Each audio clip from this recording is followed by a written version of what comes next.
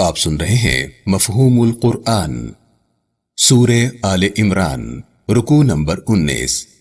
لقد سمع الله قول الذين قالوا إن الله فقير ونحن أغنياء سنكتب ما قالوا وقتلهم الأنبياء بغير حق ونقول ذوقوا عذاب الحريق۔ میں نے ان یہودیوں کی بات سن لی ہے جو کہتے ہیں اللہ فقیر ہے اور ہم امیر۔ ان لوگوں کا یہ قول لکھ رکھیں گے۔ ان کا نبیوں کو ناحق قتل کرنا بھی لکھا جا چکا ہے۔ ہم نے ان کے لیے دہکتی ہوئی آگ تیار کر رکھی ہے۔ یہ میرا انکار کرنے، نبیوں کو قتل کرنے اور بے تکی باتوں کی سزا ضرور بھگتیں گے۔ وضاحت: اللہ رب العالمین اپنے بندوں کو کمزوروں اور ضرورت مندوں کے لیے خرچ کرنے کو اپنے لیے خرچ کرنا قرار دیتا ہے۔ اس لیے اللہ نے فرمایا، کون ہے جو مجھے قرض حسن دے تو میں کئی گنا بڑھا کر واپس دوں گا۔ اللہ رب العالمین نے اپنی ذات کے لیے مدد مانگی ہے نہ اسباب، وہ تو اسباب پیدا کرنے والا اور کائنات کی ہر شے کا مالک ہے۔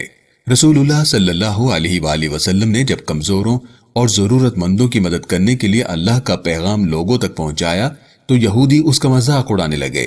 وہ کہنے لگے، مسلمانوں کا خدا عبادت کے لائق نہیں، وہ تو خود محتاج ہے۔ محمد اور اس کے خدا پر ایمان لانے کی ضرورت نہیں۔ یہاں اللہ ان کی بات لکھ لینے کا ذکر کرتے ہوئے سمجھا رہا ہے کہ ایسی بات معمولی نہیں، یہودیوں کو اس کا حساب دینا ہوگا۔ شان نزول: فخاس بن عزورہ ایک یہودی عالم تھا۔ ابو بکر بن ابو قحافہ نے اسے کہا، اللہ سے ڈرو، رسول اللہ پر ایمان لے آؤ۔ تم تورات میں رسول اللہ کے بارے میں لکھا ہوا پاتے ہو، اللہ کو قرض حسن دے کر جنت حاصل کرو۔ فخاس بولا، یہ کیسی عجیب بات ہے کہ اللہ ہم سے قرض مانگ رہا ہے؟ قرض تو دولت مند سے فقیر مانگتے ہیں، ہم دولت مند ہے اور تمہارا رب فقیر، اس لیے ہم سے قرض مانگ رہا ہے۔ یہ بات رسول اللہ صلی اللہ علیہ وآلہ وسلم تک پہنچی تو فخاس اپنی بات سے پھر گیا، کہنے لگا، میں نے ایسی کوئی بات نہیں کہی۔ اللہ رب العالمین نے اسی موقع پر یہ آیت مبارکہ نازل فرمائی، ذلك بما قدمت أيديكم وأن الله ليس بظلام للعبيد۔ میرا قانون ہے کہ میں کسی پر بوجھ نہیں ڈالتا، یہ بدلہ ہے اس کا جو تمہارے ہاتھوں نے آگے بھیجا۔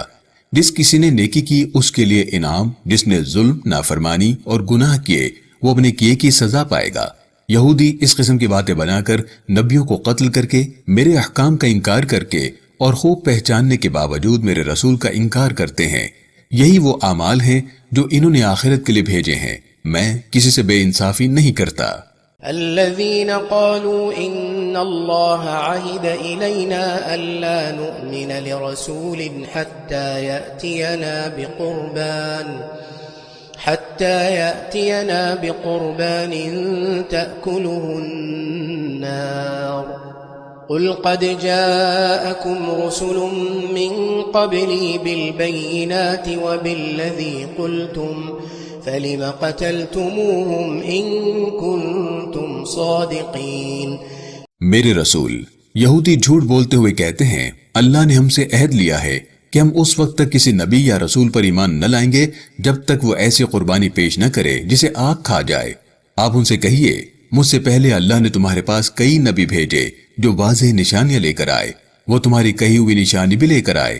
اگر تم اپنی بات میں سچے ہو تو تم نے انہیں ناحق قتل کیوں کر دیا؟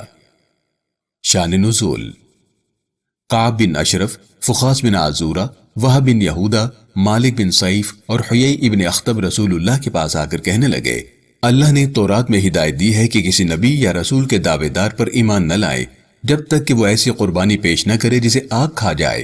رسول اللہ صلی اللہ علیہ وآلہ وسلم سے پہلے دنیا میں آنے والے انبیاء کے زمانے میں قربانی ایک میدان میں رکھ دی جاتی، آسمان سے آنے والی آگ یا بجلی اس قربانی کو کھا جاتی، اس صورت میں قربانی قبول ہو جاتی۔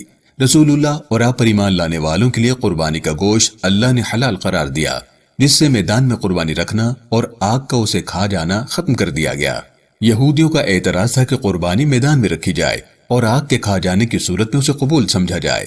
اس کے جواب میں اللہ رب العالمین نے یہ آیت مبارکہ نازل فرمائی، فَإِن كَذَّبُوكَ فَقَدْ كُذِّبَ رُسُلٌ مِّن قَبْلِكَ جَاءُوا بِالْبَيِّنَاتِ فقد كذب رسل من قبلك جاءوا بالبينات والزبر والكتاب المنير۔ میرے رسول، یہ لوگ رسولوں اور نبیوں کو جھٹلاتے رہے ہیں، اگر یہ آپ کو جھٹلا دیں تو یہ کوئی نئی بات نہیں، ان کا طریقہ یہی رہا ہے۔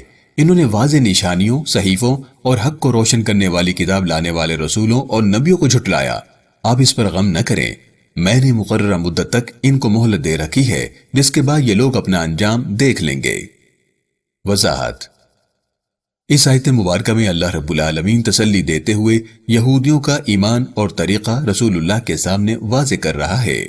كل نفس ذائقة الموت وإنما توفون أجوركم يوم القيامة فمن زحزح عن النار وأدخل الجنة فقد فاز وما الحياة الدنيا إلا متاع الغرور۔ میرے رسول، میں نے دنیا میں بھیجتے ہوئے ہر انسان کے لیے ایک وقت مقرر کیا ہے، اس کے بعد اسے میری طرف لوٹنا ہے۔ کسی بھی انسان کے لیے موت سے بھاگنا ممکن نہیں۔ میں نے انسان کو اختیار دیا ہے کہ وہ چاہے تو میرے حکم پر عمل کرے، چاہے تو میری نافرمانی کرے۔ اسے اپنے کیے گئے اعمال کے مطابق بدلہ ملے گا۔ جو شخص مجھے راضی کرتے ہوئے جہنم سے بچ گیا اور انعام کے طور پر جنت میں داخل ہوا، وہی کامیاب ہے۔ دنیا میں رہتے ہوئے میری نافرمانی کی زندگی گزارنے والا دھوکے میں ہے۔ اگر میرے احکام پر عمل نہ کیا تو ایسی زندگی اس کے لیے دھوکے کے سوا کچھ نہیں۔ وضاحت۔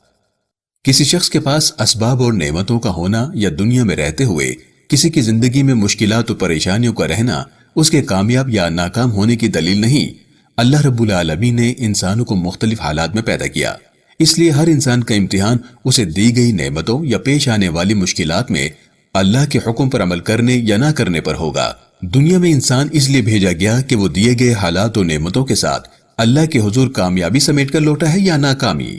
لَتُبْلَوُنَّ فِي أَمْوَالِكُمْ وَأَنفُسِكُمْ وَلَتَسْمَعُنَّ مِنَ الَّذِينَ أُوتُوا الْكِتَابَ مِنْ قَبْلِكُمْ وَمِنَ الَّذِينَ أَشْرَكُوا أَذًى كَثِيرًا وَإِن تَصْبِرُوا وَتَتَّقُوا فَإِنَّ ذَلِكَ مِنْ عَزْمِ الْأُمُورِ۔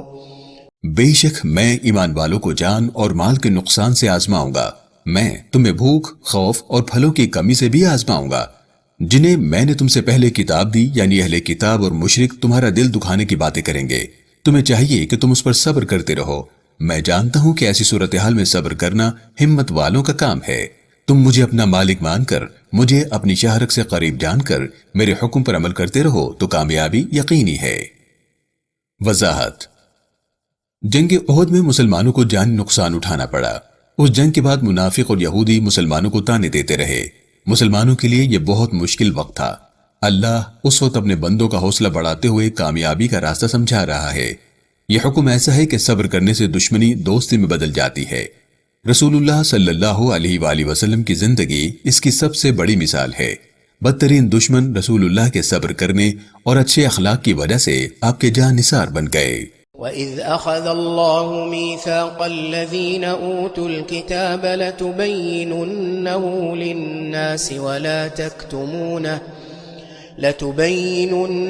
لِلنَّاسِ وَلَا تَكْتُمُونَهُ فَنَبَذُوهُ وَرَاءَ ظُهُورِهِمْ وَاشْتَرَوْا بِهِ ثَمَنًا قَلِيلًا فَبِئْسَ مَا يَشْتَرُونَ۔ میرے رسول، یاد ہے جب میں نے اہل کتاب سے عہد لیا کہ وہ میرے احکام اور آپ کے متعلق بتائی گئی نشانیوں کو لوگوں سے نہیں چھپائیں گے۔ میں نے انہیں تورات میں حکم دیا جو احکام تمہیں موسیٰ نے پہنچائے ہیں انہیں اپنے دل پر نقش کر لینا، اپنی آنے والی نسلوں کو یہ سب سکھانا، گھر بیٹھتے، راہ چلتے، لیٹتے، اٹھتے، بیٹھتے ان کا چرچا کرنا، انہیں اپنے گھروں کی دیواروں اور دروازوں پر لکھ دینا۔ ان لوگوں نے میرے احکام پر عمل نہیں کیا، انہوں نے لوگوں سے آپ کی نشانیاں بھی چھپائی، حالانکہ یہ آپ کو یوں پہچانتے ہیں جیسے اپنے بیٹوں کو۔ انہوں نے مجھ سے کیے گئے عہد کو تھوڑی سی قیمت میں بیچ ڈالا۔ یہ لوگ کتنا برا سودا کر رہے ہیں۔ وضاحت۔ یہودیوں نے سوچے سمجھے طریقے سے اپنے دین اور الہامی کتاب تورات میں اپنی مرضی کی تبدیلیاں کر دی۔ اس طرح انہوں نے رسول اللہ کے متعلق تورات میں بتائی گئی نشانیاں تورات سے ختم کر دیں یا انہیں یوں تبدیل کر دیا کہ وہ نشانیاں رسول اللہ پر پوری نہ اتریں۔ یہودی ایسا دنیاوی فائدے کے لیے کرتے رہے۔ انہیں خیال تھا کہ یوں وہ رسالت اور نبوت کی برتری رہتی دنیا تک قائم رکھ سکیں گے، جو کہ غلط تھا۔ ایسا نہیں ہو سکا۔ رسول اللہ صلی اللہ علیہ وسلم نے فرمایا، اگر کسی سے علم کی کوئی بات پوچھی جائے جسے وہ جانتے ہوئے چھپائے تو حساب کتاب کے دن اسے آگ کی لگام پہنائی جائے گی۔ لا تحسبن الذين يفرحون بما أتوا ويحبون أن يحمدوا بما لم يفعلوا فلا تحسبنهم بمفازة من العذاب ولهم عذاب أليم۔ ایسے لوگ جو کسی کام میں حصہ لیے بغیر یہ چاہتے ہیں کہ ان کی تعریف کی جائے، وہ لوگ اپنے گمان میں اپنے کیے پر خوش ہیں۔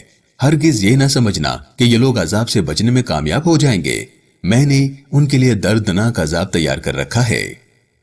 وضاحت: مشکل وقت میں حق کا ساتھ نہ دینا اور بعد میں کامیابی کی صورت میں اس کا صحرا اپنے سر باندھنا یا ناکامی کی صورت میں اپنی عقل مندی اور دانش کا پرچار کرنا دراصل حق پر ہونے والے لوگوں سے دشمنی ہے۔ یہاں اللہ اس بارے میں وضاحت دیتے ہوئے ایسا کرنے والوں کو سزا دینے کا فیصلہ سنا رہا ہے۔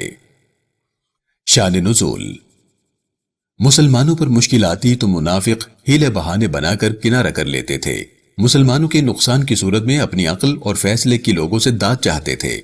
اگر مسلمان کسی مارکے میں کامیابی حاصل کرتے تو یہ لوگ اسے اپنی فتح کے طور پر پیش کرتے ہوئے چاہتے تھے کہ ان کی تعریف کی جائے۔ منافق مسلمانوں کی طاقت مشکل وقت میں کمزور کرتے اور فتح کی شاباش لینا چاہتے تھے۔ اللہ رب العالمین نے یہ آیت مبارکہ منافقین کے متعلق نازل فرمائی۔ وَلِلَّهِ مُلْكُ السَّمَاوَاتِ وَالْأَرْضِ وَاللَّهُ عَلَى كُلِّ شَيْءٍ قَدِيرٌ۔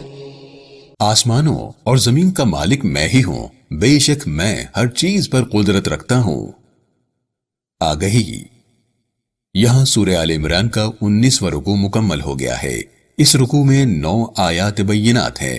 اب ہم اس رکوع میں آنے والے نئے الفاظ اور اصطلاحات کو سمجھنے کی کوشش کرتے ہیں۔ حیی بن اخطب۔ حیی بن اخطب کا تعلق یہودی قبیلے بنی نذیر سے ہے۔ حیی اپنے قبیلے کا سردار تھا۔ وہ رسول اللہ صلی اللہ علیہ وآلہ وسلم کے دشمنوں میں سے ایک تھا۔ بنی نذیر کے جلا وطن کیے جانے پر حیی اور اس کا خاندان خیبر میں جا بسا۔ جنگ احزاب ہوئی تو حیی ابن اخطب بنی قریظہ کے پاس آ کر انہیں مسلمانوں کے خلاف لڑنے پر اکساتا رہا۔ بنی قریظہ کے مرد قتل کیے گئے تو حیی ابن اخطب بھی ان میں شامل تھا۔ حیی کی بیٹی صفیہ بنت حیی جنگ خیبر کے بعد رسول اللہ صلی اللہ علیہ وآلہ وسلم کے نکاح میں آئیں۔ ام المومنین سیدہ صفیہ بنت حیی رضی اللہ تعالی عنہا۔ سیدہ زینب بنت حیی کا تعلق یہودی قبیلے بنی نذیر سے ہے۔ خیبر کی جنگ کے بعد سیدہ زینب کا نکاح رسول اللہ سے ہوا۔ آپ صلی اللہ علیہ وسلم نے سیدہ زینب کا نام بدل کر صفیہ رکھ دیا۔ یوں آپ سیدہ صفیہ بنت حیی کے نام سے جانی جاتی ہیں۔ آپ کے نکاح کا مہر قید سے رہائی تھی۔ رسول اللہ صلی اللہ علیہ وسلم سے نکاح سے قبل سیدہ صفیہ کے 2 نکاح ہو چکے تھے۔ خیبر کی جنگ سے واپس آئے تو سیدہ صفیہ کے لیے کوئی حجرہ نہ تھا۔ حجرے کی تعمیر تک سیدہ صفیہ حارثہ بن نعمان کے گھر پر رہیں۔ آپ کی خوبصورتی کی بہت شہرت تھی۔ دور دور سے خواتین آپ کو دیکھنے آتی تھیں۔ سیدہ عائشہ، سیدہ حفصہ، سیدہ جویریہ اور سیدہ زینب بنت جہش رضی اللہ عنہن بھی انہیں دیکھنے گئیں۔ سیدہ صفیہ رضی اللہ تعالیٰ عنہ نے اپنے زیورات میں سے کچھ سیدہ فاطمہ بنت محمد رضی اللہ تعالیٰ عنہ کو تحفے میں دے دیے اور باقی زیورات غریبوں میں تقسیم کر دیے۔ سیدہ صفیہ اللہ کے نبی ہارون علیہ السلام کی اولاد میں سے ہیں۔ سیدہ صفیہ کا قد لمبا نہ تھا۔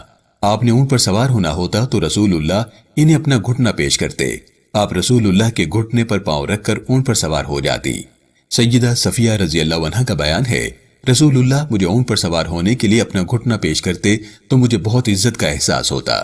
سیدہ صفیہ کھانا بہت عمدہ بناتی تھی۔ ایک دن رسول اللہ گھر آئے تو سیدہ صفیہ رو رہی تھی۔ رسول اکرم صلی اللہ علیہ وسلم نے پوچھا، صفیہ تم کیوں رو رہی ہو؟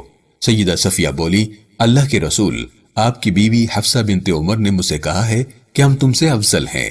ہم رسول اللہ کی بیویاں ہونے کے ساتھ ساتھ آپ کی چچا زاد بھی ہیں۔ رسول اللہ صلی اللہ علیہ وسلم نے فرمایا، تم نے یہ کیوں نہیں کہہ دیا کہ تم مجھ سے افضل کیسے ہو سکتی ہو، حالانکہ میرے شوہر اللہ کے نبی ہارون میرے والد اور موسیٰ میرے چچا ہیں۔